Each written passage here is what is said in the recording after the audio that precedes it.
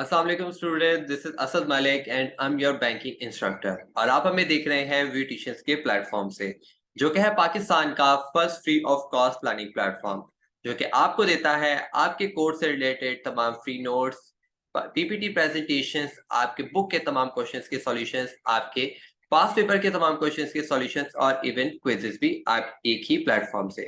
तो स्टूडेंट्स, अगर आप हमारे चैनल पे नए हैं, आपने हमारे चैनल को सब्सक्राइब नहीं किया तो इसे फौरन से सब्सक्राइब कर लीजिए। और हमारी डिस्क्रिप्शन पर हमारी वेबसाइट का लिंक भी मौजूद है, जहां आप जाकर हमारे तमाम नोट्स को डाउनलोड कर सकते हैं बिल्कुल फ्री में। तो स्टूडेंट, आज हम जिस टॉपिक के बारे में बात करेंगे वो होगा हमारे पास्ट पेपर्स के बारे में। और पास्ट पेपर्स के बारे में हम ऑलरेडी तमाम 4 वीडियोस डाल चुके हैं, हमारे 2022, 2021, 19, 18 एंड दिस इज द 2017, जिसके अंदर हम आपके तमाम पास पेपर के क्वेश्चंस को डिस्कस करेंगे कि किस तरीके से आपके एग्जाम में क्वेश्चंस आते हैं और आपने उनका किस तरीके से जवाब देना है। क्योंकि आपको मालूम है कि जिस तरीके से हमारे मार्केट में जो क्वेश्चंस के सॉल्यूशंस आते हैं या सॉल्व पास पेपर्स आते हैं, वो इतने इफेक्टिव नहीं होते कि जब आप वो आंसर्स लिखें तो आपके एग्जाम में अच्छे मार्क्स आए, और स्टूडेंट्स को वो समझ में भी नहीं आता है। तो स्टूडेंट्स, आज हम आपको कोशिश करेंगे कि आसान से आसान अल्फाज में समझा सकें उन क्वेश्चंस को, किस तरीके से आपने जवाब देना है, ताकि एग्जाम में आपकी प्रिपरेशन आपके लिए इजी हो जाए और आपके मार्क्स भी अच्छे से अच्छे आ सके। तो let's start the video students. सबसे पहले हम आपके साथ, आपको पता है कि आपके एग्जाम में 3 पार्ट्स होते हैं, सेक्शन 1, सेक्शन 2 और section 3, that is short question, मतलब MCQs, short questions then long question answers. तो सबसे पहले जो हमारा पार्ट होता है वो सेक्शन ए का होता है, जिसमें हम एमसीक्यूज के बारे में लिख रहे होते हैं, और ये बड़ा इंपॉर्टेंट और एक फ्री में मार्क्स देने वाला पार्ट होता है। लेकिन बहुत से स्टूडेंट्स इसको क्या करते हैं कि जल्दबाजी में या उनकी अंडरस्टैंडिंग नहीं होती है टॉपिक्स को लेके, जिसकी वजह से वो उसका जवाब नहीं दे पाते। हालांकि वो आपके बुक से और आपके टॉपिक से रिलेटेड ही वो क्वेश्चन होता है। तो मैं कोशिश करूंगा कि आपको जितना कॉन्सेप्ट आपको क्लियर करवा सकूं, ताकि अगर यही इनमें से कोई भी एमसीक्यूज आए तो आप उसको एग्जाम में इजीली सॉल्व कर सकें। तो पहला हमारा जो एमसीक्यू है वो है, this is not included in credit instrument. मतलब जो हमारे 4 पार्ट दिए गए हैं, उनमें से कौन सा ऐसा क्रेडिट इंस्ट्रूमेंट है जो कि क्रेडिट इंस्ट्रूमेंट नहीं है। तो आपको मालूम है कि हमारे 3 क्रेडिट इंस्ट्रूमेंट्स हमने इसके अंदर बुक के अंदर पढ़े हैं, वैसे 4 to 5 हैं, लेकिन इनमें से जो हमने ये 3 पढ़े हैं कि चेक होता है, बिल ऑफ एक्सचेंज होता है, प्रॉमिसरी नोट होता है। तो यहाँ पे हमें थोड़ा सा जो डिफरेंट लग रहा है वो क्या लग रहा है, प्राइस बॉन्ड, क्योंकि प्राइस बॉन्ड एक क्रेडिट इंस्ट्रूमेंट नहीं होता है। तो इसलिए इसका जो आंसर होगा that will be price bond. उसके बाद नंबर 2 है हमारे पास, overdraft facility is provided in this account only.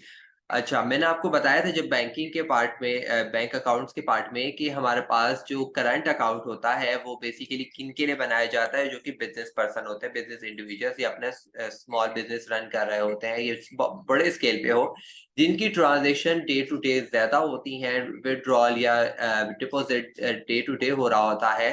तो इसकी वजह से बैंक उनको करंट अकाउंट की फैसिलिटी प्रोवाइड करती है, जिसके अंदर वो उनको 0 इंटरेस्ट रेट दे रही होती है in return of some extra banking facilities. तो उसी बैंकिंग फैसिलिटी के अंदर वो उनको ओवरड्राफ्ट की फैसिलिटी भी देती है, जो कि दूसरे अकाउंट्स में नहीं दी जाती। ओवरड्राफ्ट का मतलब ये होता है कि अगर आपके अकाउंट में 0 पेमेंट भी है, और आप कोई बंदा चेक लेकर आता है बैंक में और वो अपनी पेमेंट के लिए आता है, तो अगर उस बिजनेस पर्सन के अकाउंट में 0 अमाउंट भी होगी, तो वो बैंक जो है एज अ लोन उस बंदे को पेमेंट दे देगा, और बाद में जो उस बिजनेस पर्सन को इन्फॉर्म कर दिया जाएगा कि हमने आपके इस फला बंदे को इतनी पेमेंट दे दी है, तो जब आप नेक्स्ट टाइम पैसे डलवाएंगे तो आपकी वहां से डिडक्शन हो जाएगी।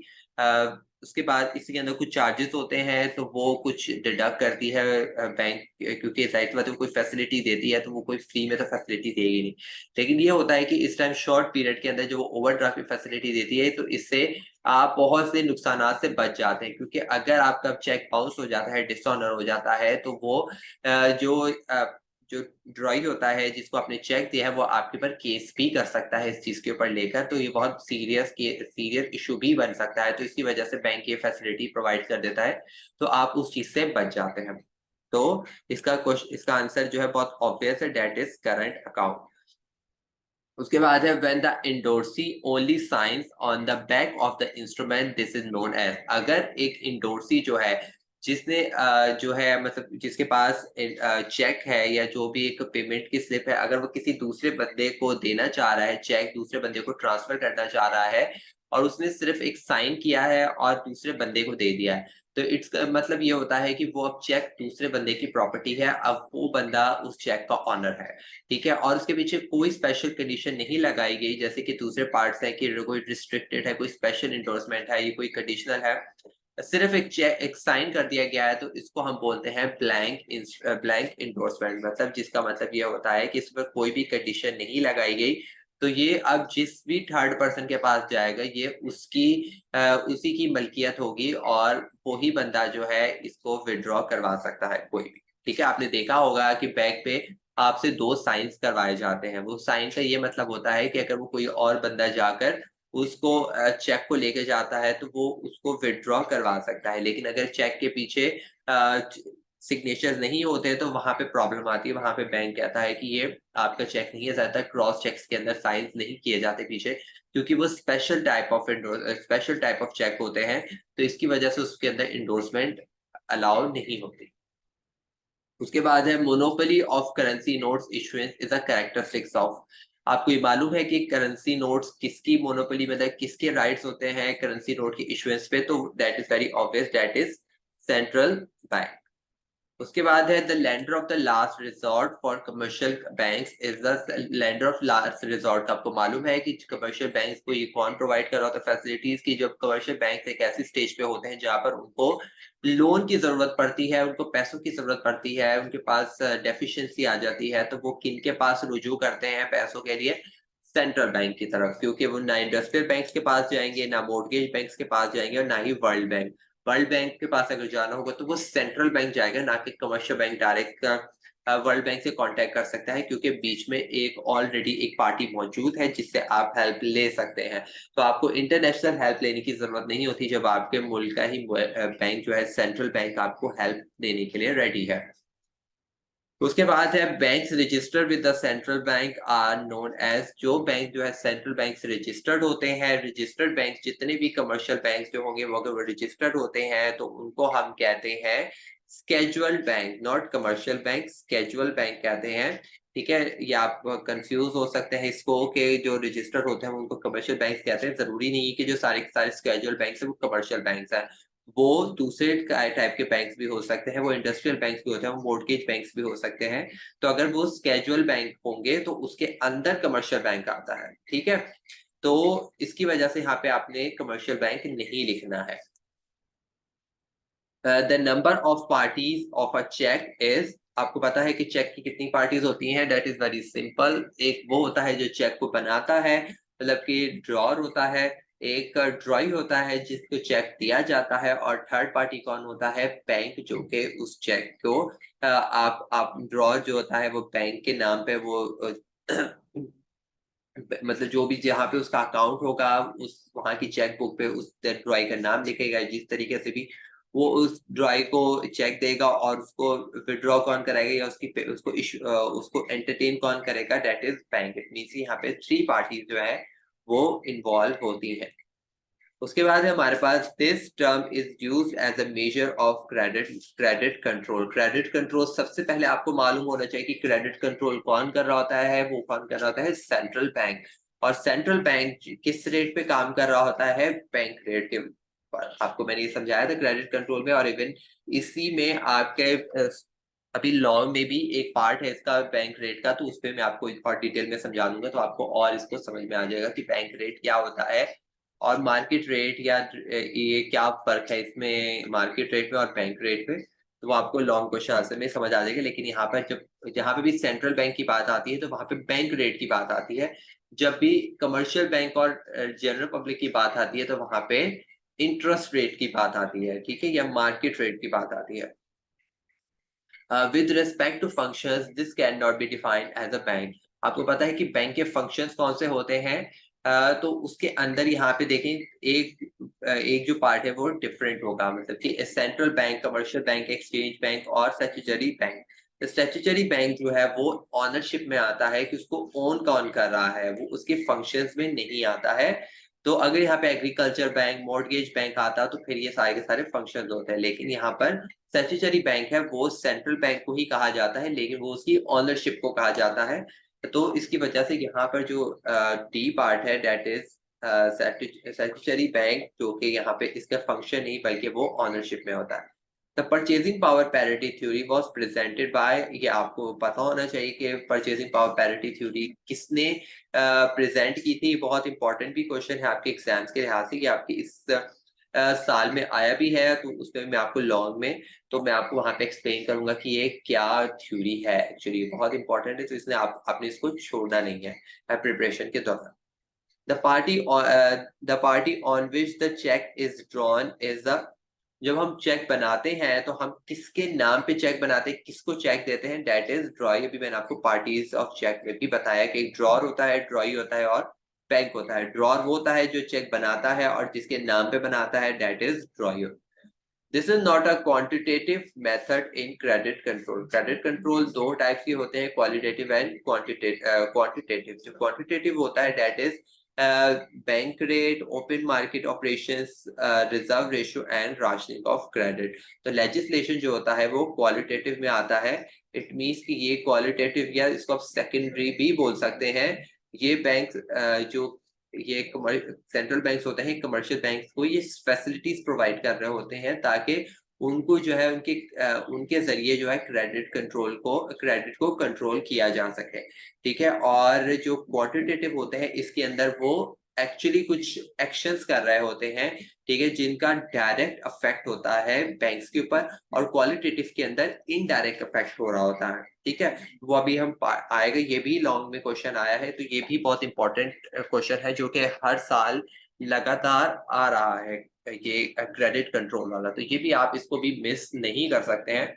तो इसको भी आपने अपने फाइनल में या अपनी नोट्स में इसको नोट डाउन कर लेना है कि या इसको अपने इंपॉर्टेंट में लिख लें कि ये क्वेश्चन जो है आने वाला एग्जाम में, तो आपने इसकी प्रिपरेशन भी इसी लिहाज से करनी है और इसके लॉन्ग के लिहाज से याद करना है। बेशक ये शॉर्ट में आ जाए, लेकिन आपने इसको लॉन्ग के लिहाज से याद करना है। This is not a negotiable credit instrument. सबसे पहले तो हमें पता है कि यहाँ पे नेगोशिएबल इंस्ट्रूमेंट कौन सा है, प्रॉमिसरी चेक और बिल ऑफ एक्सचेंज। ठीक है, तो क्रेडिट कंट्रोल भी एक नेगोशिएबल इंस्ट्रूमेंट होता है, लेकिन ये क्या है कि जो प्रॉमिसरी नोट होता है इसके अंदर एक कंडीशन आती है जहाँ पे हम इसको नॉन नेगोशिएबल क्रेडिट इंस्ट्रूमेंट भी बना सकते हैं। ठीक है, जब हम कोई उसमें रिस्ट्रिक्शन या उसको कोई कंडीशनल बना देते हैं तो वो प्रॉमिसरी नोट जो होता है वो नॉन नेगोशिएबल भी हो सकता है, लेकिन बाकियों के अंदर ये ऑप्शन नहीं होता है। हाँ, चेक में एक जगह ऑप्शन होता है कि जहाँ जब हम चेक को क्रॉस करते हैं तो वो नॉन नेगोशिएबल हो जाता है, कि जिसको हम आगे सिर्फ ट्रांसफर कर सकते हैं, ना कि किसी को आगे फॉरवर्ड कर सकते हैं। ठीक है जी। उसके बाद creation of credit money is a function of, समझ लें कि जो क्रेडिट मनी की जो क्रिएशन करता है वो कौन करता है, हमारा कमर्शियल बैंक कर रहा होता है। ये भी आपका एग्जाम्स के लिहाज से काफी इंपॉर्टेंट क्वेश्चन होता है कि किस तरीके से क्रेडिट मनी, किस तरीके से जो कमर्शियल बैंक्स होते हैं किस तरीके से पैसों को जनरेट कर रहे होते हैं, किस तरीके से पैसा बना रहे होते हैं। तो ये सारी की सारी चीजें इसमें आती हैं, और ये कमर्शियल बैंक्स बना रहे होते हैं, सेंट्रल बैंक नहीं बना रहा होता है। कमर्शियल बैंक्स पैसा हमारे मुल्क का पैसा जो है वो कमर्शियल बैंक के जरिए बन रहा है, और उसी के जरिए जो है वो कमर्शियल बैंक से फिर वो सेंट्रल बैंक की तरफ जाता है, क्योंकि सेंट्रल बैंक तो प्रॉफिट के लिए बनाया ही नहीं जाता, वो तो सिर्फ फैसिलिटीज के लिए, सर्विसेज देने के लिए बनाया जाता है। असल पैसा कौन बना रहा होता है, कमर्शियल बैंक बना रहा होता है। Notice must be served in case of dishonouring. अगर कोई जैसे कि चेक डिसऑनर हो रहा होता है या प्रोमिसरी नोट अगर कोई डिसऑनर हो रहा है, ठीक है, तो इसके अंदर क्या है, तो उसके अंदर बताने की जरूरत नहीं होती है कि ये हो रहा है, वो डिसऑनर हो जाएगा, ऑटोमेटिकली हो जाएगा। लेकिन अगर बिल ऑफ एक्सचेंज अगर डिसऑनर होना है तो उसके लिए प्रॉपर्ली एक नोटिस दिया जाएगा, पहले इन्फॉर्म किया जाएगा अगले बंदे को कि आपका चेक जो है, जब बिल ऑफ एक्सचेंज है वो डिसऑनर हो गया है इस वजह से। ठीक है, तो इसलिए बिल ऑफ एक्सचेंज के अंदर नोटिस देना जरूरी है बिफोर डिसऑनरिंग। ठीक है, crossing of a cheque can be cancelled by अगर चेक क्रॉस किया गया है तो उसको सिर्फ एक ही बंदा कैंसिल कर सकता है, दैट इज रॉय, जिसने उसको बनाया है। इसके अलावा और कोई बंदा उसके अंदर चेंजेस नहीं कर सकता। ठीक है, अगर वो स्पेशल कोई कंडीशंस पे लगाया गया है, ठीक है, या उसको खत्म करना है क्रॉसिंग को, आप नॉर्मल चेक बना देना है, तो आप उसी बंदे के पास दोबारा जाएंगे जिसने आपको चेक दिया था, और उसी को बोलेंगे कि आप ये क्रॉसिंग जो है ये हटा दें, क्योंकि मैं इसको जनरल चेक की तरह इसको इस्तेमाल करना चाह रहा हूँ। तो वो ही इस बंदे को इसी क्रॉसिंग को कैंसिल करेगा। ठीक है जी। तो ये था हमारा पार्ट ए, सेक्शन ए, जिसके अंदर हमने एमसीक्यूज के बारे में डिस्कस किया। अब हम डिस्कस करते हैं हमारी अब हम इसके डिस्कस करेंगे हमारे सेक्शन बी को। ठीक है।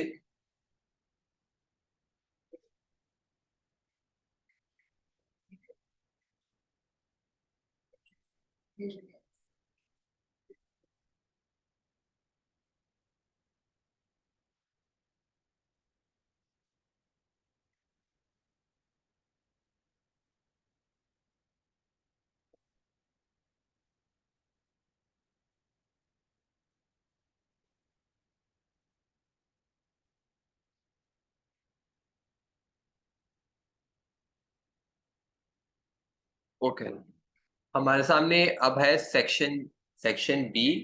ठीक है, सेक्शन बी और सेक्शन सी। ठीक है, जिसके अंदर हम शॉर्ट क्वेश्चन आंसर्स को डिस्कस करेंगे कि एग्जाम में इस साल जो मतलब कि 2017 में कौन से शॉर्ट क्वेश्चन आंसर्स आए थे, और इससे आप अंदाजा लगा सकते हैं कि कौन से क्वेश्चंस लगातार जो है 5 से 6 साल तक आ रहे हैं।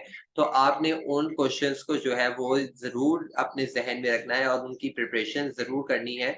जैसे कि पहला ही क्वेश्चन जो है हमारे पास जो है ये टाइप्स ऑफ बैंक अकाउंट्स, ये बहुत ज्यादा इंपॉर्टेंट क्वेश्चन है, तो आपने इसको छोड़ना नहीं है इसके बारे में। जैसे कि इसका क्वेश्चन है, analyse the different types of bank accounts. ये कह रहा है कि जितने भी डिफरेंट बैंक अकाउंट्स हैं उनके बारे उनके नाम लिखे हैं।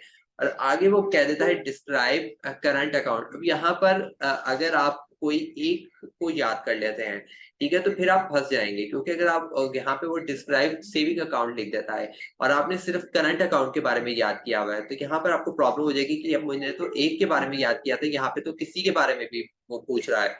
तो इट मीन्स कि यहाँ पर चारों जो टाइप्स ऑफ बैंक अकाउंट्स हैं उनके बारे में आपको याद करना जरूरी है, ताकि अगर वो कोई भी आपसे पूछ ले तो आप उसके बारे में लिख सकें। और हो सकता है कि ये लॉन्ग में सवाल पूछ ले आपसे, तो अगर ये शॉर्ट में पूछता है, ये ऐसे भी बोल सकता है डिस्क्राइब एनीवन। और वहाँ पे आपके लिए फायदा है कि आपको जो सबसे अच्छा याद है आप उसके बारे में लिखते हैं, लेकिन अगर वो स्पेसिफिक हो जाए तो फिर आपने उसके बारे में लिखना है, बेशक छोटा लिखे बड़ा लिखे, लेकिन वो प्रॉपरली आपको उसका कुछ ना कुछ इसका कॉन्सेप्ट याद होना चाहिए, इसका मतलब याद होना चाहिए। लेंथ बड़ी करने से और बेतुका लिखने से आपके मार्क्स नहीं आएंगे। अगर आप उसको छोटा वर्ड टू वर्ड भी लिख देते हैं, लेकिन अगर वो सही लिखते हैं तो आपके मार्क्स आपको आ जाते हैं। टाइप्स ऑफ बैंक अकाउंट्स कितने होते हैं? 4 होते हैं, current account, saving account, fixed deposit account and home savings accounts. Current account वो होते हैं जो कि बेसिकली बिजनेस पर्सन्स के लिए बनाया जाता है, उनके उनको फैसिलिटीज प्रोवाइड करने के लिए डे टू डे, क्योंकि उनके विड्रॉल्स, उनके डिपॉजिट्स काफी ज्यादा हाई होते हैं। मतलब एक दिन में 10 10 20 20 इवन 50 से भी ज्यादा ट्रांजेक्शन हो सकती हैं, क्योंकि जैसे कि अगर वो एक कंपनी है, अगर उनकी सैलरीज उनको देनी है अपने एम्प्लॉयज को, तो अगर वो उस दिन चेक इशू करते हैं तो आपको पता है कि हर बंदा बैंक की तरफ जाएगा अपने उस पेमेंट के लिए। तो उस टाइम पे बैंक जो है वो उनको फैसिलिटीज प्रोवाइड करी थी, जो कि सेविंग अकाउंट्स के अंदर नहीं जा गई होती। सेविंग अकाउंट के अंदर एक लिमिट दी जाती है कि आप इतनी ही ट्रांजैक्शन कर सकते हैं, इतनी विड्रॉल्स कर सकते हैं, इससे ज्यादा आप नहीं कर सकते। ठीक है, तो करंट अकाउंट के अंदर इतनी फैसिलिटीज देने के लिए इन रिटर्न वो उनको कोई भी इंटरेस्ट रेट चार्ज नहीं करता है।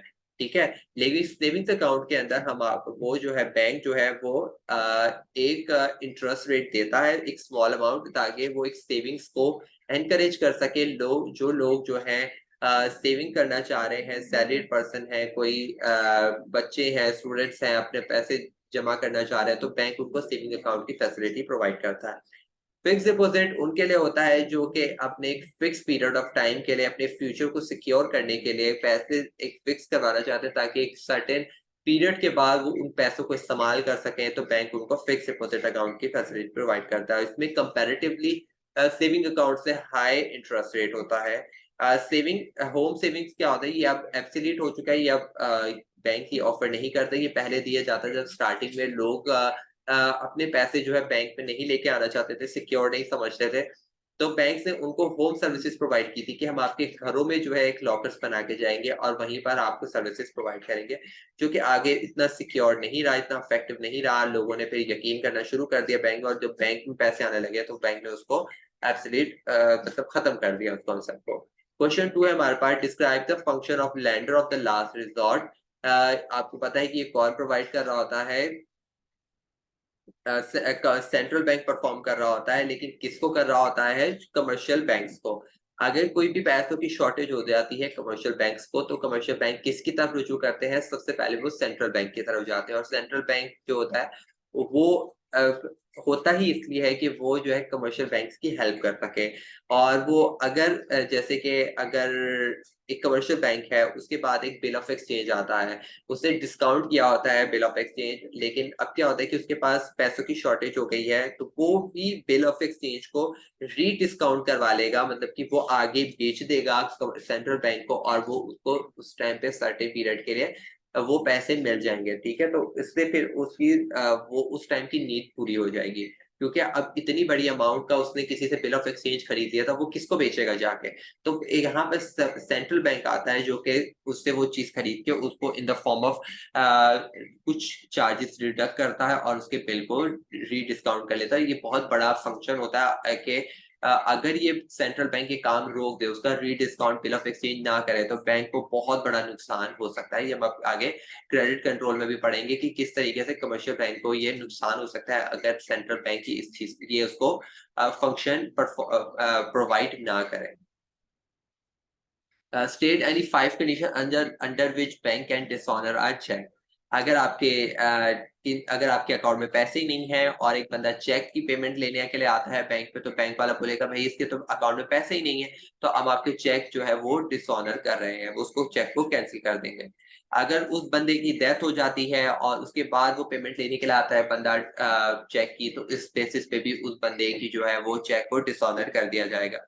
अगर सिग्नेचर्स में प्रॉब्लम है, जो उनके सिस्टम में सिग्नेचर्स आ रहे हैं और उसने दूसरे सिग्नेचर्स कर दिए हैं, या काफी ज्यादा उनमें डिफरेंस आ रहा है, तो इस बेसिस पे भी चेक को डिसऑनर कर दिया जाता है।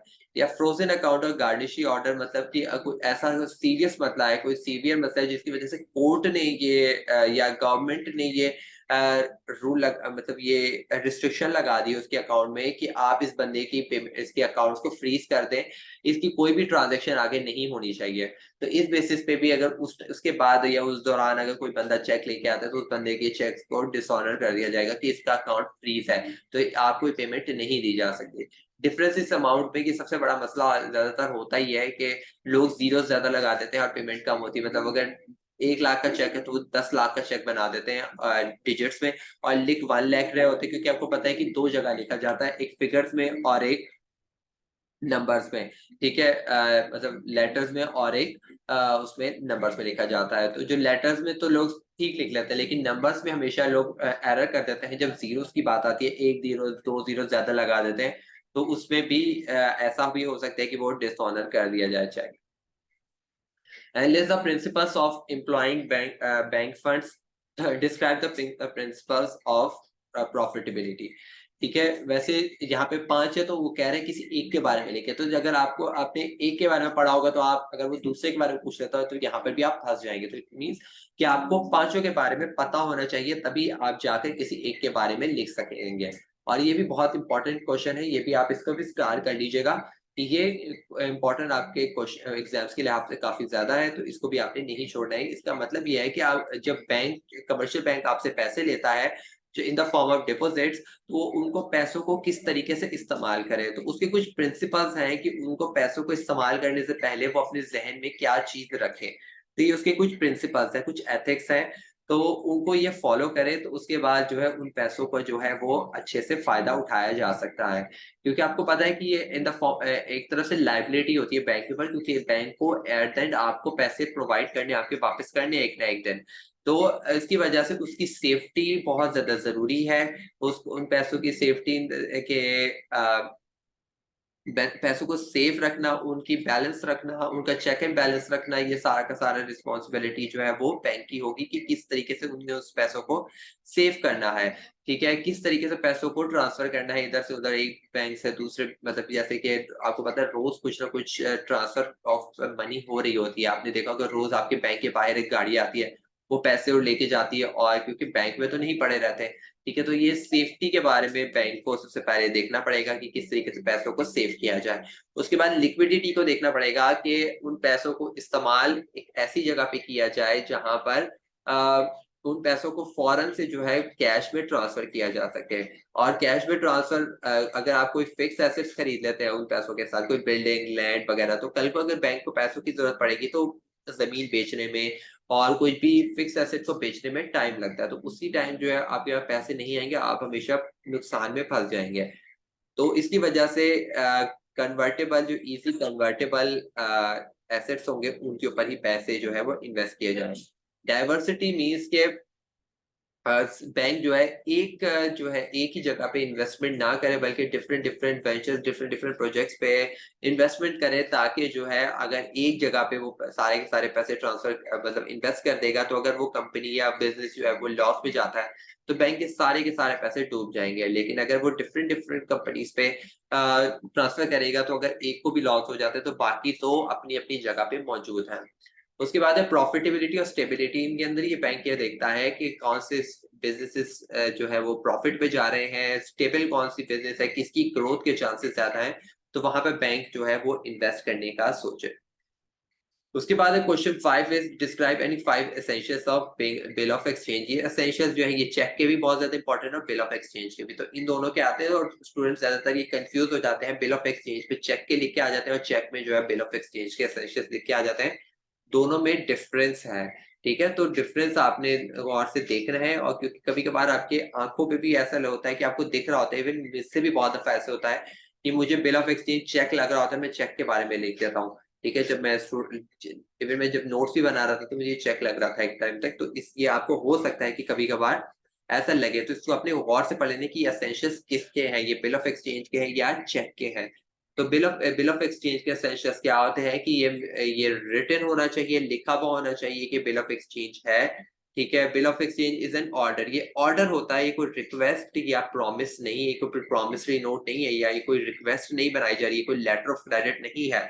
ये क्या है, ये एक ऑर्डर है कि अपने पेई को, जिसने आपके पैसे देने हैं, उसको आप ऑर्डर लिख के दे रहे हैं रिटन फॉर्म में कि तुमने इस फलां तारीख को जो है मेरे पैसे देने हैं, क्योंकि मैं तुम्हें ये चीजें दे रहा हूँ। ठीक है, तो मैं तुम्हें ये चीजें क्रेडिट पे बेच रहा हूँ। There should be not any, कोई कंडीशन नहीं होनी चाहिए, स्ट्रेट फॉरवर्ड पैसे मांगने की उसमें डिटेल्स होनी चाहिए। It should certain the order to the person who is payable, जो कि उसके वही जो मैंने आपसे कहा कि ये ऑर्डर है, तो उसमें होना चाहिए कि तुम जो भी फला बंदा है उसको इस तारीख को मेरे इतने पैसे देने हैं। It should be for a certain date, उसके बाद डेट मेंशन होनी चाहिए। सिर्फ ये नहीं होना चाहिए कि इस बंदे ने मुझे इतने पैसे देने, अगर उसमें डेट मेंशन नहीं है तो वो तो देगा ही नहीं, बोलेगा इसमें डेट मेंशन नहीं है। ठीक है, या उसमें डिमांड का भी ऑप्शन होता है कि अगर वो अगर उस पीरियड ऑफ टाइम के अंदर भी अगर वो पैसे मांगना चाहे उस तारीख से पहले भी, तो वो मांग सकता है। ठीक है, उसके बाद है हमारे पास question 6, analyse various kinds of letter of credit.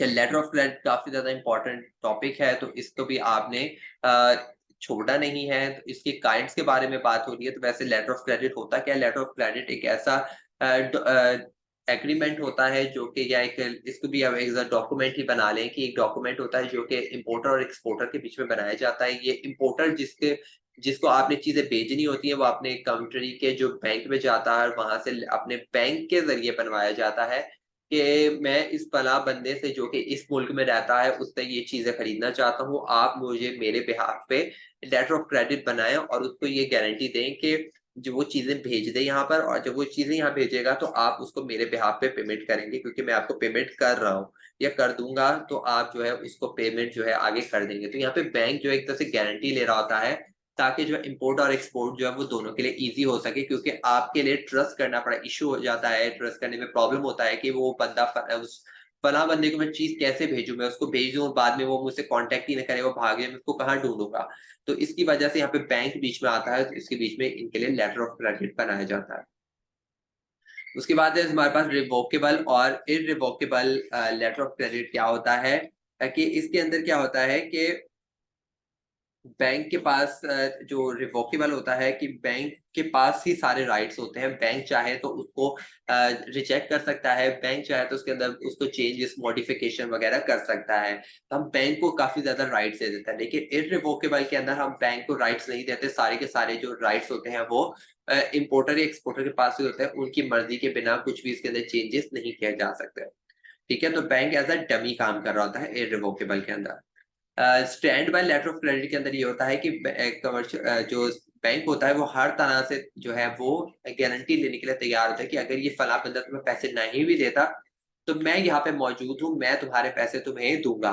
तो ये काफी सेफ रहता है कि वो बंदा अगर पैसे नहीं भी दे रहा है तो बैंक ही उसका रिस्पॉन्सिबल होगा। उसके बाद है confirm versus unconfirm letter of credit. Confirm पे ये होता है कि अगर मुझे उस फला बैंक पे भी ट्रस्ट नहीं हो रहा, मतलब वो मिस्टर ए पे तो हो ही नहीं रहा था, मिस्टर ए के बैंक पे भी मुझे ट्रस्ट नहीं हो रहा है कि यार ये तो नॉर्मल सा बैंक है, पता नहीं कौन सा बैंक है, मैं तो उस बैंक को जानता नहीं, मुझे किसी बड़े बैंक से गारंटी लेके दो, वहां से लेटर ऑफ क्रेडिट बनवाओ। तो क्या होगा, वहां से नहीं बनेगा, वो अपने इशुइंग बैंक के पास ही जाएगा, इशुइंग बैंक को बोलेगा कि आप जो है किसी बड़े बैंक से गारंटी लें। तो वो जो इशुइंग बैंक होगा वो एक बड़े बैंक के पास जाएगा, ठीक है, जिसको हम बोलते हैं कन्फर्मिंग बैंक। वो उससे भी बड़ा बैंक होगा, जो उसके उसके मुल्क का सेंट्रल बैंक हो सकता है। तो वो उस बैंक के पास से रिक्वेस्ट भेजेगा और वो बैंक जो है वो कंफर्म करेगा कि हाँ ठीक है।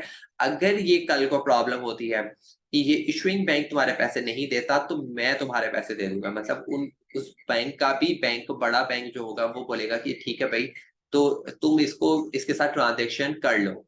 ठीक है, तो यहाँ पर तो फिर गारंटी 100% हो जाती है। ठीक है, तो ये ज्यादातर बहुत बड़ी बड़ी ट्रांजेक्शन है, बड़े बड़े होते हैं, ये छोटी छोटी बिजनेस ट्रांजेक्शन पे नहीं होते, ये बहुत ह्यूज अमाउंट ट्रिलियंस और मिलियंस की बात जब हो रही हो ना, कुछ ऐसी चीज जैसे पेट्रोलियम वगैरह इस तरह की कोई बड़ी चीजें इंपोर्ट एक्सपोर्ट हो रही है, तो यहाँ पर फिर जो कंफर्मिंग बैंक जो होंगे वो अपना रोल प्ले कर रहे होते हैं, क्योंकि यहाँ पर स्मॉल बैंक की कोई भी वैल्यू नहीं होगी, क्योंकि यहाँ पे गवर्नमेंट भी इन्वॉल्व हो जाएगी, गवर्नमेंट बैंक्स इन्वॉल्व हो जाएंगे। तो इसके बरक्स अनकन्फर्म के अंदर ऐसा नहीं होता, क्योंकि वो स्मॉल बिजनेसेस के लिए होता है, वहां पे कंफर्मिंग बैंक अपनी अपने आप को जो है ना दूर रखते हैं, कहते हैं भाई हमें हमसे क्यों, भाई आप देख लो। ट्रांसफरेबल लेटर ऑफ क्रेडिट, इसके अंदर ये होता है कि वैसे जो लेटर ऑफ क्रेडिट होता है वो बाय नेचर नॉट ट्रांसफरेबल होता है, आप उसको दूसरे बंदे को ट्रांसफर नहीं कर सकते। लेकिन अगर वो उसके बाद कोई रिस्ट्रिक्शन लगाई गई, वो ट्रांसफरेबल लेटर ऑफ क्रेडिट ही बनाया गया, तो देन आप किसी बंदे को आगे ट्रांसफर कर सकते हैं कि अगर मुझे पैसे मिल रहे थे लेकिन मैंने किसी तीसरे बंदे के नाम वो कर दिया, मैंने किसी तीसरे बंदे को दे दिया, तो वो तीसरे बंदे को लेटर ऑफ क्रेडिट की पेमेंट मिल जाएगी।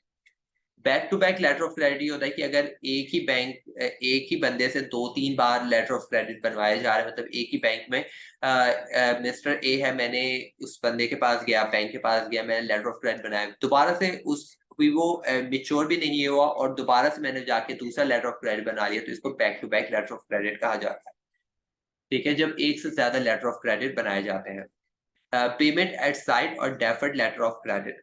अच्छा, होता ही है कि ये बाद की बात है कि अगर जैसे कि चीजें मिल गई हैं, मतलब वो अगले बंदे तक चीजें पहुंच गई हैं, तो अगर वो डेफर्ड लेटर ऑफ क्रेडिट था, मतलब उस पे मेंशन होता है उनके ऊपर, ये सारी की सारी चीजें मेंशन होंगी कि ये रिवोकेबल है, ये कंफर्म्ड है, ये ट्रांसफरेबल है, ये पेमेंट एट साइट है, या रेड ग्रीन क्लॉज है इसके अंदर। ठीक है, ये सारी चीजें उसमें लिखी हुई होती हैं।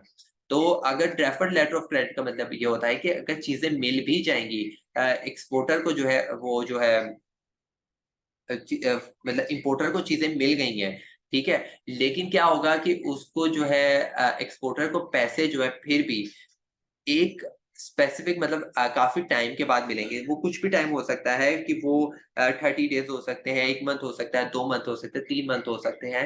ठीक है, तो उसके बाद एक मतलब कि उस पर टाइम जो होगा वो काफी ज्यादा होता है। लेकिन पेमेंट एट साइट पे ये होता है कि भाई तुम चीजें भेजो, इधर तुम चीज भेजोगे, इधर तुम्हें पैसे मिल जाएंगे with in working days, 7 days के अंदर अंदर तुम्हें तुम्हारी पेमेंट मिल जाएगी।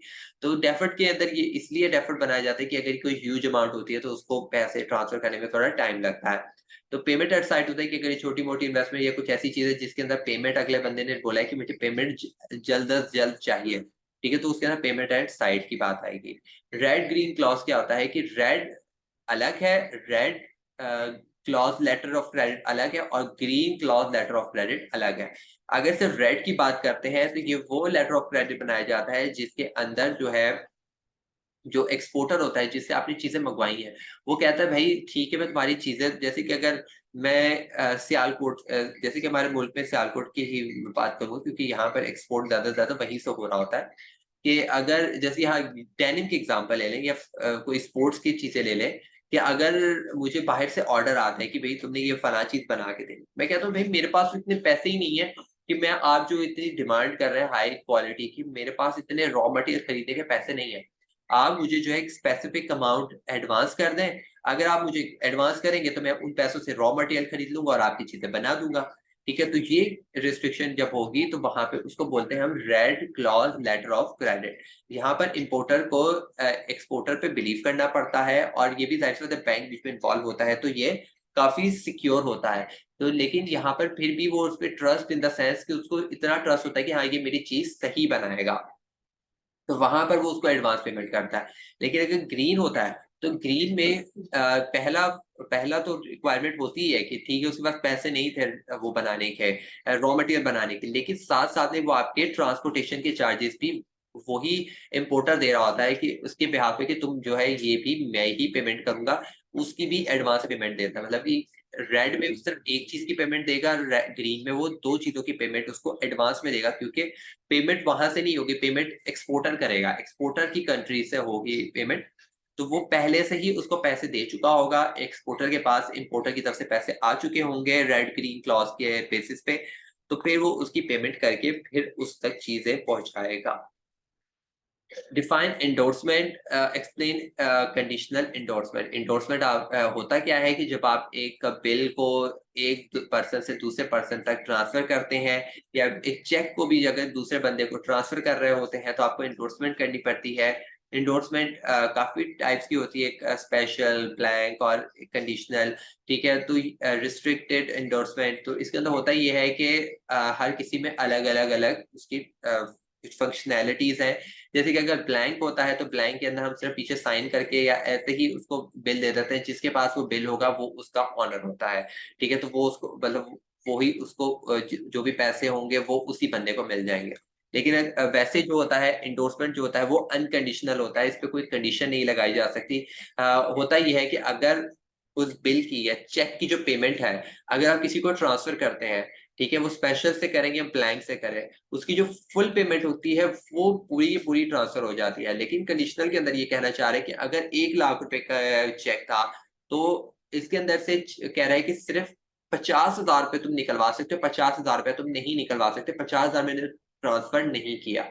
तो इट मीन्स कि ये 50,000 रुपए, ये होगा कि एक कंडीशन लगाई गई है कि इसको सिर्फ 50,000 रुपए इसको ट्रांसफर करने हैं, 50,000 रुपए इसको आपने नहीं देना है, ठीक है। उसके बाद लिखा हुआ 1 लाख रुपए है लेकिन उसके अंदर 50,000 रुपए सिर्फ इस बंदे को देना है, तो ये कंडीशनल इंडोर्समेंट होती है। ये सिर्फ बुकिश नॉलेज तक ठीक है, लेकिन ये रियल लाइफ में ये इसको इन प्रैक्टिस जो है इसको बिलीव नहीं किया जाता और ना ही इसको एंटरटेन किया जाता है। ये सिर्फ बुक तक है।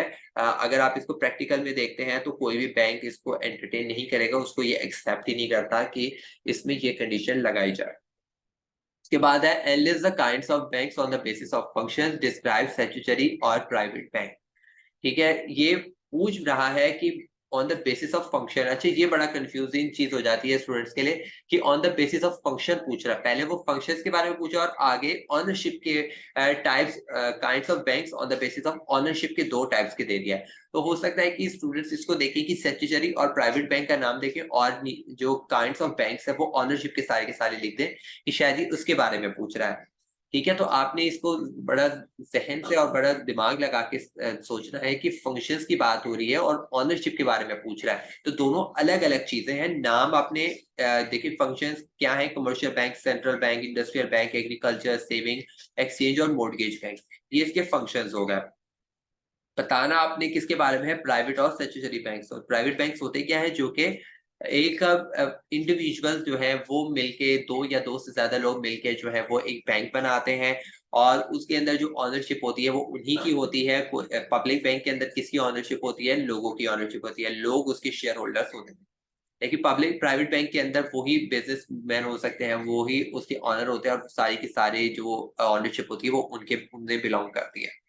स्टैट्यूटरी बैंक की ऑनरशिप किसकी होती है? ये गवर्नमेंट की होती है, गवर्नमेंट लेजिस्लेटर्स की, जो भी एक, क्योंकि एक गवर्नमेंट बैंक्स होते हैं। तो गवर्नमेंट बैंक कौन से, मतलब कि सेंट्रल बैंक जो होगा उसकी ऑनरशिप, उसका ऑनर कौन होगा? गवर्नमेंट की होती है। उसके बाद है give any three difference between cheque and promissory note. Cheque क्या होता है? चेक एक अनकंडीशनल ऑर्डर है इन अ रिटन फॉर्म। आप एक चेक लिखते हैं और बैंक को ये ऑर्डर कर रहे होते हैं कि ये इस फलां बंदे को जो पेमेंट लिखी गई है ये उस बंदे को दे दो, ठीक है। तो लेकिन प्रॉमिसरी नोट के अंदर क्या होता है कि ये प्रॉमिस होता है जो कि एक प्रॉमिसर को लिखा जाता है, ये उसको बनाया जाता है कि मैं तुम्हें इस फलां तारीख को तुम्हें इतने पैसे मैं दे दूंगा। अगर मुझे एक फलां बंदे से कुछ सामान खरीदना है तो मैं उसको प्रॉमिसरी नोट लिखूंगा कि यार तुम मुझे सामान भेज दो, मैं ये तुम्हें प्रॉमिस करता हूँ, मैं तुम्हें लिख के दे रहा हूँ कि मैं तुम्हें इस फलां तारीख को पेमेंट पक्का कर दूंगा, ठीक है। तो ये होता है प्रॉमिसरी नोट। लेकिन चेक के अंदर ये चीज नहीं होती है। चेक के अंदर बल्कि बिल्कुल ऑपोजिट उसका केस होता है, क्योंकि चेक कौन बना रहा होता है? जिसका ऑलरेडी अकाउंट होता है, जो एक जिसने पेमेंट करनी होती है, जिसने सर्विसेज अगले बंदे से ले चुका होता है, तो उसको वो एक क्रेडिटर होता है, ठीक है। या इसको एक आप ले लें कि ये एक बायर है, ठीक है। मैं अगर फॉर एग्जाम्पल किसी से कोई चीज भी खरीदने जाता हूँ, मैंने उसको अगर चेक लिख के दे दिया है, या मैं एक कंपनी का मालिक हूँ, मैंने अपने एम्प्लॉय को एक चेक लिख के दे दिया, तो इट मीन्स के पैसे मेरे थे, मैंने अपने पैसे किसी को दिए हैं इन रिटर्न ऑफ सर्विसेज। यहाँ पर कौन लिख रहा होता है कि जो प्रॉमिसरी नोट जिसने सर्विसेज ली हैं, वो यहाँ पे या जिसने चीजें खरीदी हैं, वो चेक वो लिख रहा होता है प्रॉमिसरी नोट किसने जिसने चीजें ली हैं, ठीक है। तो यहाँ पे डेटर जो होता है वो उसको प्रॉमिसरी नोट को बना रहा होता है। चेक कैन बी क्रॉस्ड, मतलब कि चेक के ऊपर कंडीशन लगाई जा सकती है, लेकिन प्रॉमिसरी नोट के अंदर आप क्रॉसिंग का ही कोई कंडीशन का ऑप्शन नहीं होता है। नॉन नेगोशिएबल का होता है, क्रॉसिंग का नहीं होता है, कि मतलब कि सिर्फ स्पेसिफिक बंदे को नहीं मिलेगा। जैसे कि चेक के अंदर हम क्रॉस चेक लगा देते हैं कि मतलब कि ये डिपॉजिट होगा, सिर्फ आप इसको कैश नहीं करा सकते। Describe special crossing of cheque. Special crossing क्या होती है कि जब आप क्रॉसिंग एक ऐसी क्रॉसिंग कर रहे होते हैं कि वैसे क्रॉसिंग दो किस्म की होती है, जनरल क्रॉसिंग और एक स्पेशल क्रॉसिंग। जनरल क्रॉसिंग आपको बताता हूँ तो आपको स्पेशल क्रॉसिंग खुद समझ आ जाएगी कि जनरल क्रॉसिंग के अंदर ये होता है कि आपने एक चेक है, उसके अंदर आपने उसके टॉप पे जो है लेफ्ट टॉप कॉर्नर पे आपने उसके दो पैरेलल लाइंस बना देते हैं। इससे होता ये है कि वो बंदा जो है जब वो बैंक में जाता है, वो चेक लेके जाता है, वो कहता है कि मुझे इतनी पेमेंट आप कैश दे दें, तो बैंक जो है वो कहता है नहीं, ये तुम्हारी कैश नहीं होगी, तुम्हें पैसे नहीं मिलेंगे, सिर्फ तुम्हारे अपना अकाउंट नंबर बताओ जहां तुम्हारा बैंक अकाउंट है, हम तुम्हारे उस बैंक अकाउंट में इतने पैसे डाल देंगे, ठीक है। तो ये हो गया क्रॉसिंग। जनरल क्रॉसिंग के अंदर ये बिल्कुल सिंपल सा, आप जाते हैं और वो आपके पैसे ट्रांसफर कर देता है, ठीक है। कोई भी सवाल जवाब इतने नहीं करता, आपने जो भी बैंक अकाउंट लिखना है, जिस जहां पे भी पैसे डलवाने आप लिख सकते हैं। लेकिन स्पेशल क्रॉसिंग के अंदर स्पेशल वो स्पेशल कंडीशंस आ जाती हैं, जहां पर उस पैरेलल लाइंस के अंदर लिखा जाता है कि अकाउंट पे, या लिखा जाता है नॉट नेगोशिएबल, या बैंक का नाम लिख दिया जाता है, ठीक है। पेई के अंदर ये होता है कि उस बंदे का फला बंदे का नाम होता है, कि अगर मिस्टर असद का नाम लिखा हुआ है तो मिस्टर असद के अलावा और कोई भी उस चेक का ऑनर नहीं होगा। कोई भी बंदा जाता है, बैंक जो है उसको एक्सेप्ट ही नहीं करेगा, बोलेगा मिस्टर असद को लेकर आओ, वो ही जो है ना इस चेक को जो है वो डिपॉजिट करवा सकते हैं, और कोई भी नहीं करवा सकता। मतलब अगर मैंने अपने भाई को, बेटे को, भाई किसी को भी अगर भेज देता हूँ बैंक में कि जाओ मेरे अकाउंट में ये डलवा कर आ जाओ, क्योंकि आप जनरल क्रॉसिंग के अंदर करवा सकते हैं कि बेशक वो क्रॉस चेक है, मैं अपने भाई को बोलूंगा भाई तुम जाओ उस बैंक में और जाके ये मेरा चेक जो है वो डिपॉजिट करवा के आ जाओ।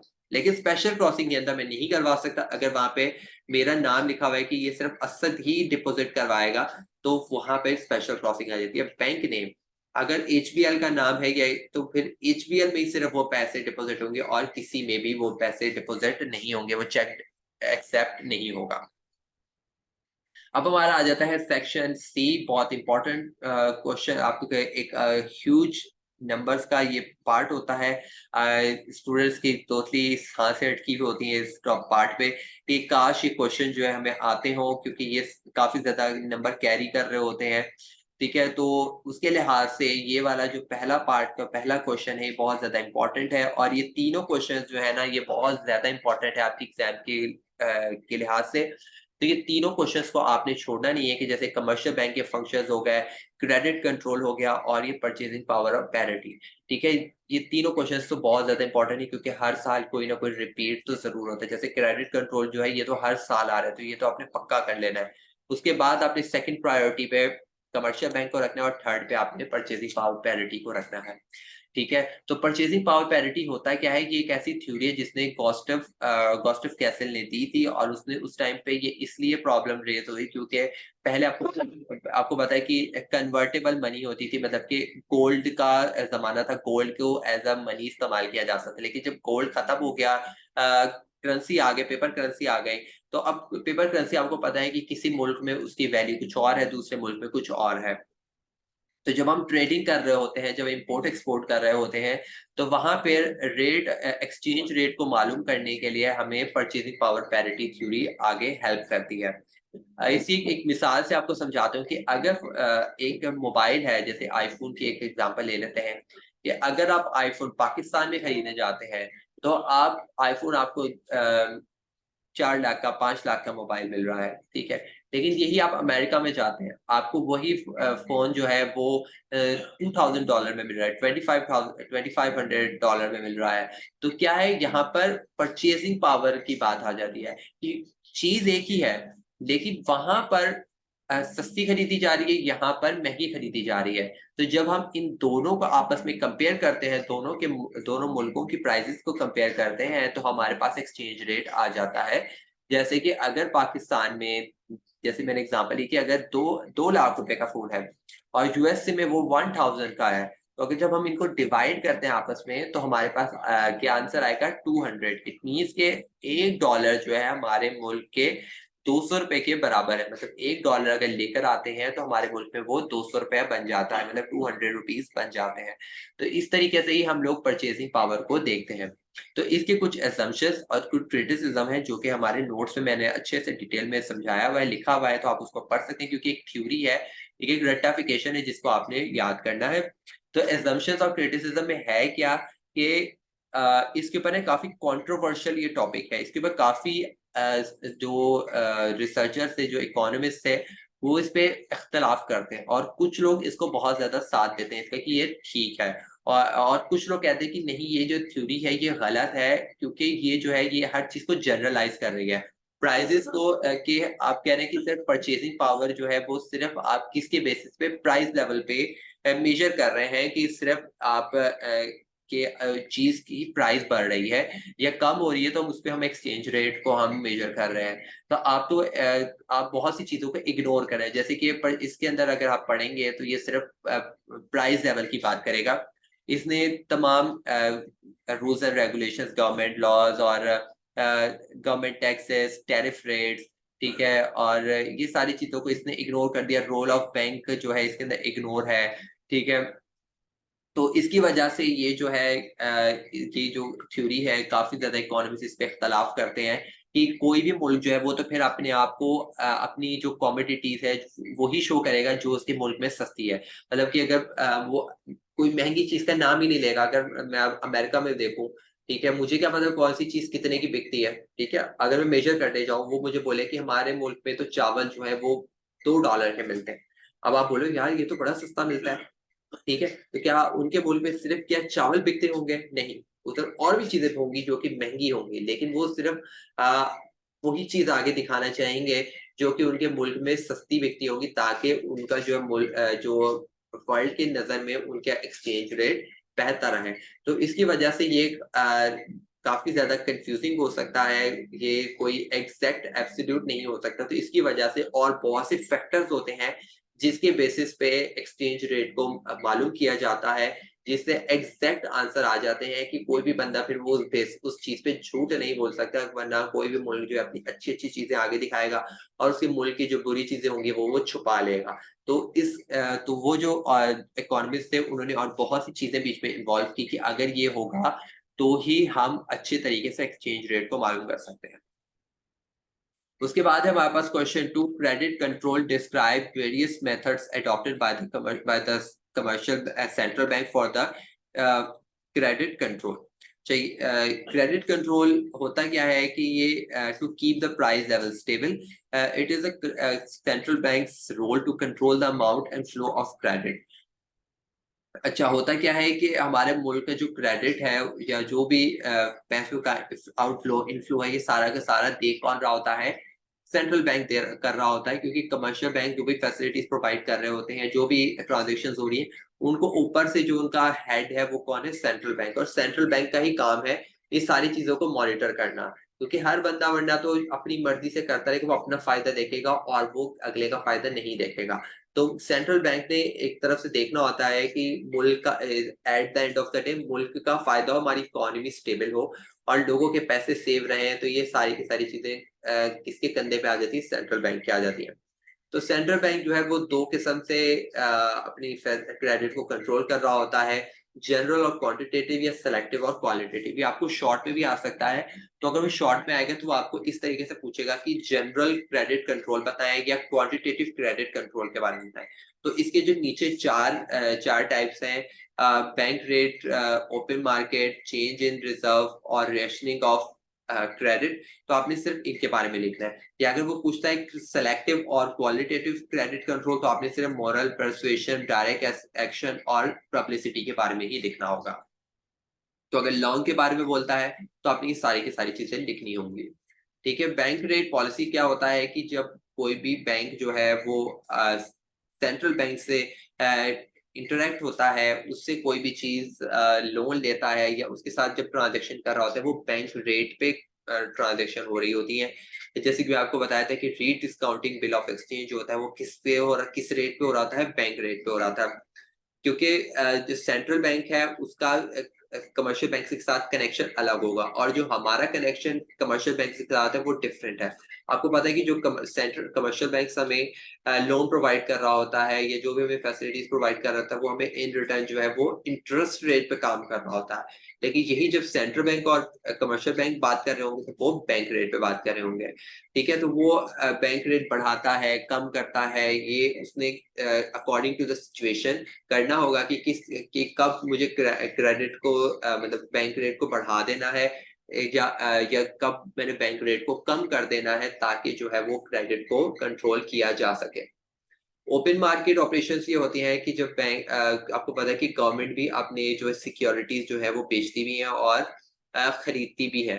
ठीक है, गवर्नमेंट के जो बॉन्ड्स होते हैं वो बहुत ही ज्यादा उनकी डिमांड होती है, हाई हाई डिमांड होती है उनकी मार्केट में। तो जब गवर्नमेंट जो है वो अप्रिशिएट करता है कि क्रेडिट होना चाहिए, क्रेडिट मतलब कि लोगों को और पैसा दिया जाए, मार्केट में पैसा मौजूद रहे, उसको इस्तेमाल किया जाए। ठीक है, बिजनेसेस को और उसके ऊपर इन्वेस्टमेंट की जाए। ठीक है, तो वो क्या करता है कि अब जो है वो लोगों से जो सिक्योरिटीज जो है वो खरीदना शुरू कर लेता है। ठीक है कि इससे होता ये है कि लोगों के पास पैसा आ जाता है कि जो उन्होंने आज 50 रुपए की चीज खरीदी थी, अब उनको 200 रुपए की मिल रही है अच्छे रेट पे, बैंक रेट पे।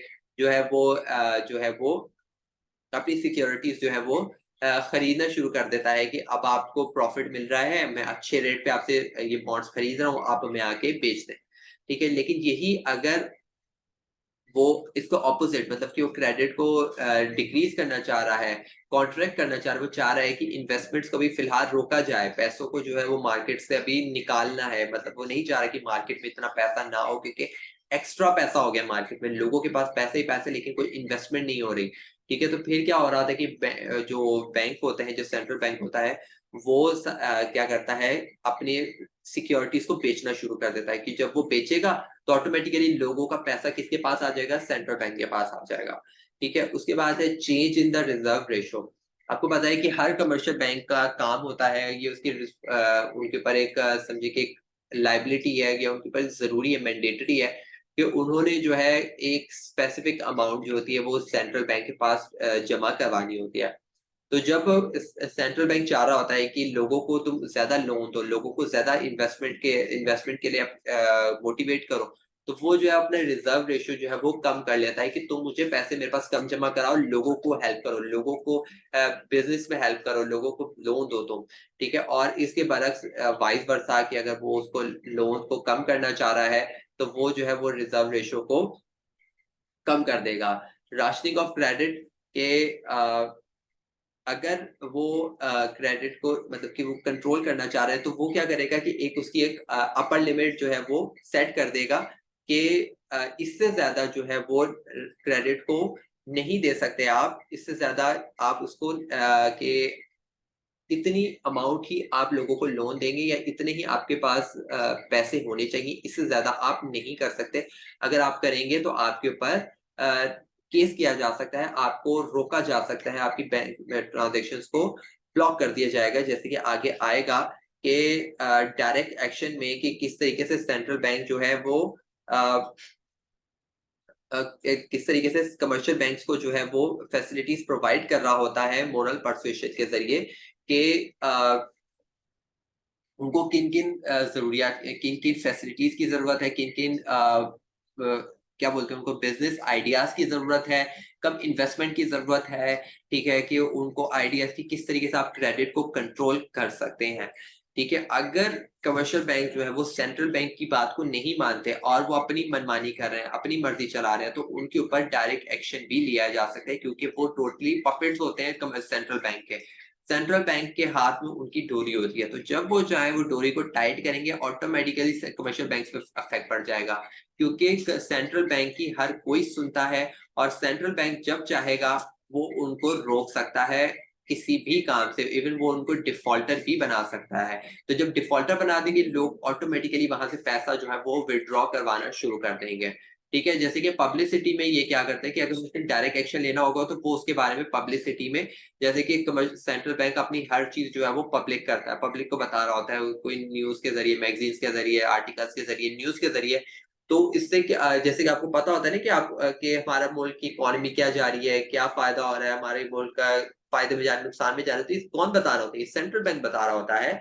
सेंट्रल बैंक के जरिए पता चल रहा होता है कि हमारा मुल्क जो है वो फाइनेंशियली स्टेबल है या नहीं, हमारी इकोनॉमी का हाल क्या है।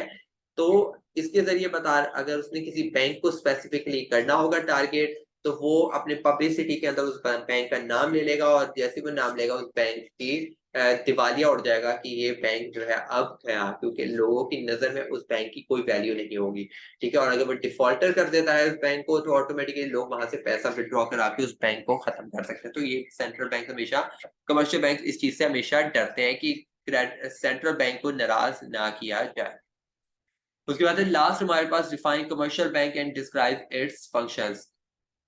कमर्शियल बैंक की प्राइमरी जो फंक्शन होता है वो होता है आपके डिपॉजिट्स को एक्सेप्ट करना, आपको लोन्स देना या आपके बिल ऑफ एक्सचेंज को डिस्काउंट करना या आपको पेमेंट्स देना आपके चेक्स के अगेंस्ट में। ठीक है?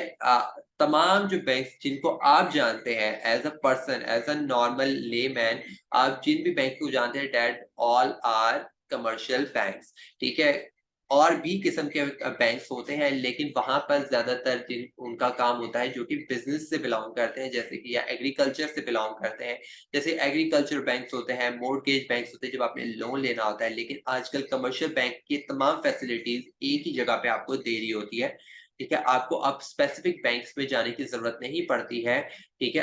कमर्शियल बैंक ये तमाम फैसिलिटीज़ आपको एक ही जगह पे प्रोवाइड कर रहा होता है। तो पाकिस्तान के जो टॉप कमर्शियल बैंक्स है उसमें नाम जो आ रहा होता है वो हबीब बैंक का आ रहा होता है।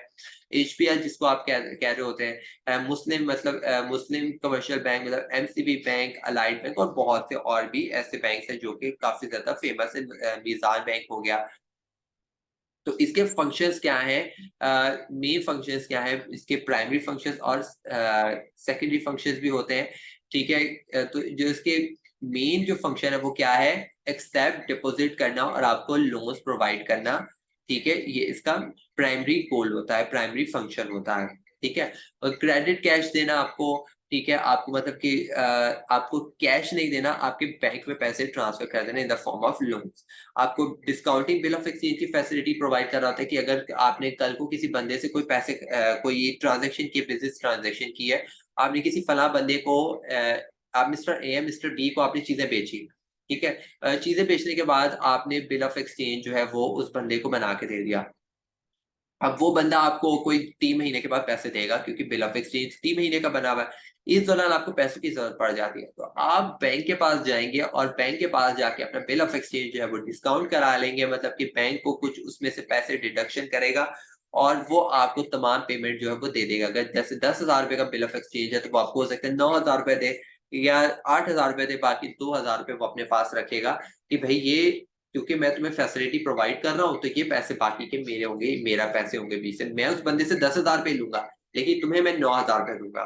तो यहाँ इसको डिस्काउंटिंग बिल ऑफ एक्सचेंज कहा जाता है। ओवरड्राफ्ट की फैसिलिटी बैंक प्रोवाइड करती है सिर्फ करंट अकाउंट होल्डर्स को, जो कि जो कि बिज़नेस से बिलॉन्ग करते हैं, कि अगर कल को उनकी कोई पेमेंट का इश्यू आ रहा होता है, मतलब कोई उनका बंदा आता है, कोई एम्प्लॉयी आ रहा है चेक लेकर और उस चेक जब आता है पेमेंट के लिए, तो देखते हैं कि उस बंदे के अकाउंट में ज़ीरो पेमेंट है या कम अमाउंट है जितनी कि उस चेक में थी, तो बैंक जो है उस बंदे को उतनी पेमेंट कर देता है ताकि कोई भी प्रॉब्लम ना हो उस बंदे को, और बाद में जब वो पैसे डलवाता है तो उससे वो डिडक्शन कुछ सर्विस चार्जेस के साथ कर ली जाती है।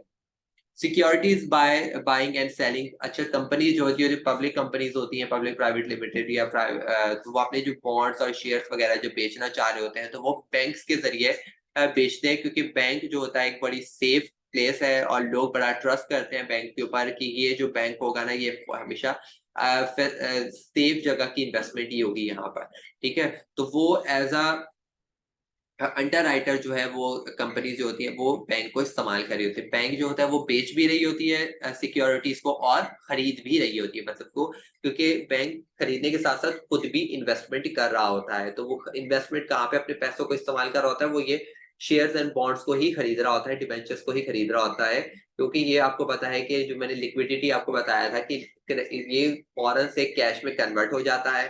तो अगर कल को बैंक को कोई पैसों की ज़रूरत पड़ती है, तो ये ऐसे भी आपको इसको फ़ौरन से पैसे इसके रिटर्न में आपको मिल जाते हैं। लॉकर फैसिलिटीज़ प्रोवाइड कर रहा है, जहाँ पे आप अपनी वैल्यूएबल आइटम्स को, प्रॉपर्टी पेपर्स को, गोल्ड को सेव कर सकते हैं, जो कि आप अपने घर में रखने में थोड़ा अनसेफ फ़ील करते हैं। फॉरेन एक्सचेंज में आपकी हेल्प कर रहा होता है कि अगर आपने कोई इम्पोर्ट एक्सपोर्ट करना है, तो उसके अंदर लेटर ऑफ क्रेडिट का इश्यू आता है, ठीक है? तो पेमेंट का इश्यू आ रहा होता है, तो वो सारी की सारी फैसिलिटीज़ आपको कमर्शियल बैंक प्रोवाइड कर रहा होता है। इश्यूइंग लेटर ऑफ क्रेडिट वही के फॉरेन एक्सचेंज के अंदर आपको लेटर ऑफ क्रेडिट वही प्रोवाइड कर रहा होता है। क्रेडिट कार्ड, डेबिट कार्ड की फैसिलिटीज़ प्रोवाइड कर रहा होता है कि अगर आपके डेबिट कार्ड क्या होता है कि अगर आपके अकाउंट में ऑलरेडी पैसे हैं, ठीक है? आपका अकाउंट है, तो आपको डेबिट कार्ड दे देगा कि आप जिस टाइम चाहें अपने अकाउंट में से ये पैसे इस्तेमाल कर सकते हैं ये कार्ड के ज़रिए। लेकिन क्रेडिट कार्ड के अंदर ये नहीं होता कि आपके अकाउंट में कम पैसे भी होंगे, तो आप जितना चाहें उस पैसों को इस्तेमाल कर सकते हैं। मतलब अगर आपके अकाउंट में चले 1000 ₹2000 का, लेकिन आपने 50-60 हज़ार रुपए की पेमेंट करनी है, तो आप क्रेडिट कार्ड से कर सकते हैं, क्योंकि क्रेडिट कार्ड एक तरफ से लोन की तरह होता है, जो कि जिसके मंथली बिल आता है बैंक की तरफ से, ठीक है? और बैंक जो है उसके एक मंथली आपके डिडक्शन करता है जितने भी आप पैसे इस्तेमाल करना चाह रहे होते हैं, तो उसके अंदर आपके अकाउंट में पैसे हो ना हो उससे कोई फ़र्क नहीं पड़ता है। तो ये दोनों में डिफरेंस होता है, ठीक है? आप इसमें ये भी आप एटीएम मशीन से इसको भी आप पैसे विथड्रॉ करवा सकते हैं इसमें से। ठीक है? एजेंसी सर्विसेज़ प्रोवाइड कर रहा होता है कि अगर किसी और कंपनी के बिहाफ़ पे अगर बैंक जो है उसकी फैसिलिटी, जैसे कि अगर आप यूनिवर्सिटी के फीस वगैरह, वाउचर वगैरह पे करना होता है, तो आप किसी बैंक में जाके पे कर रहे होते हैं, तो किसी यूनिवर्सिटी या स्कूल या कॉलेज के बिहाफ़ पे वो बैंक उसको फैसिलिटी प्रोवाइड कर रहा है कि आप कहाँ लोगों से लेते फिरेंगे पैसे, मैं आपके डायरेक्ट पैसे लेके आपके बैंक में ट्रांसफ़र करता जाऊँगा, ठीक है? या आपके बिल, बिजली के बिल, गैस के बिल, ये सारे के सारे आप जो हैं आप बैंक में पे कर रहे होते हैं। पहले आपको वहाँ जाना पड़ता था, उनके दफ्तर जाना पड़ता था, जो कि काफ़ी ज़्यादा टाइम टेकिंग होता था और लोग इतनी लंबी-लंबी लाइन में लगे होते थे। अब आपको बैंक से, कमर्शियल बैंक से फैसिलिटीज़ प्रोवाइड कर रहा है, लोगों का काफ़ी ज़्यादा टाइम सेव हो जाता है। ओके स्टूडेंट्स, ये था हमारा 2017 के पास्ट पेपर्स के तमाम सॉल्यूशंस। आप इसको हमारे डिस्क्रिप्शन पे लिंक मौजूद होगा हमारी वेबसाइट का, वहां जाके आप इसको फ्री में डाउनलोड कर सकते हैं और अपनी एग्जाम की प्रिपरेशन कीजिए। और कोशिश कीजिए जिन जिन क्वेश्चंस को मैंने हाईलाइट किया और आपको बताया कि ये इंपॉर्टेंट है, तो उनको आपने जरूर याद करना है, उनको समझना है और उनको आपने मिस नहीं करना है एग्जाम्स के लिए। फिर भी अगर कोई चीज समझ में नहीं आ रही है, मेरे साथ शेयर करना चाह रहे हैं, या कोई चीजें चाह रहे हैं कि मैं और अच्छे से समझाऊं, या तो मैं उसको नेक्स्ट वीडियो में ऐड करूँ, तो आप हमारे व्हाट्सएप कम्युनिटी लिंक में हमें ज्वाइन कर सकते हैं। वहां आप हमसे आके वन वन सवाल कर सकते हैं। ठीक है स्टूडेंट्स, अपना तब तक बहुत ज्यादा ख्याल रखिएगा। इंशाल्लाह मिलेंगे नेक्स्ट वीडियो में नेक्स्ट टॉपिक के साथ। अल्लाह हाफ़िज़।